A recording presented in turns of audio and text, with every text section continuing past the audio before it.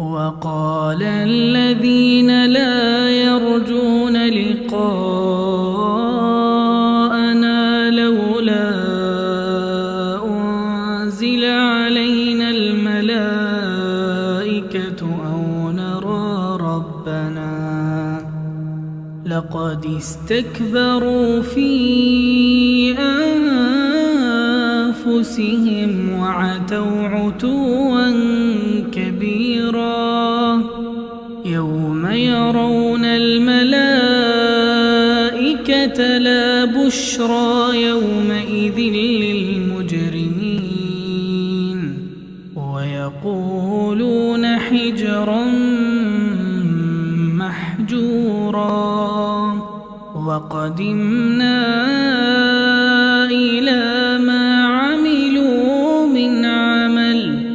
وقدمنا إلى ما عملوا من عمل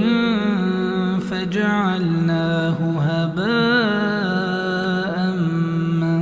منثورا أصحاب الجنة يومئذ خير مستقرا وأحسن مقيلا ويوم تشقق السماء بالغمام ونزل الملائكة تنزيلا الملك يومئذ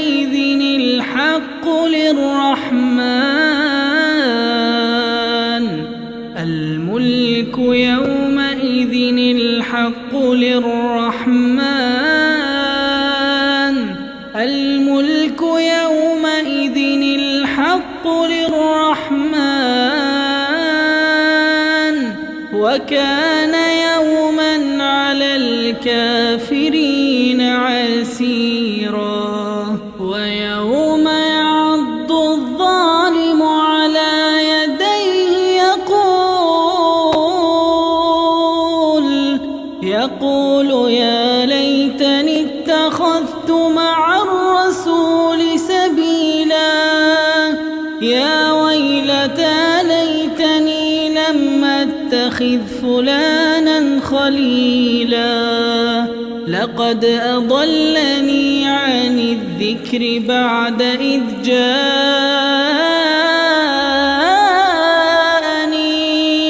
وكان الشيطان للإنسان خذولا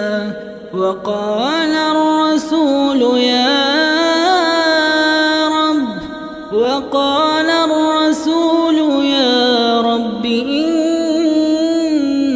قومي اتخذوا هذا القرآن مهجورا وكذلك جعلنا لكل نبي عدوا من المجرمين وكفى بربك هاديا ونصيرا وقال الذين كفروا لولا نزل عليه القرآن جملة واحدة كذلك لنثبت به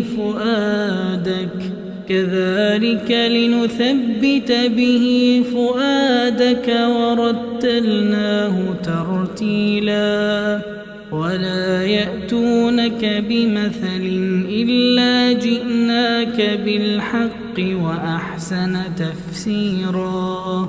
الذين يحشرون على وجوههم إلى جهنم أولئك شر مكانا وأضل سبيلا.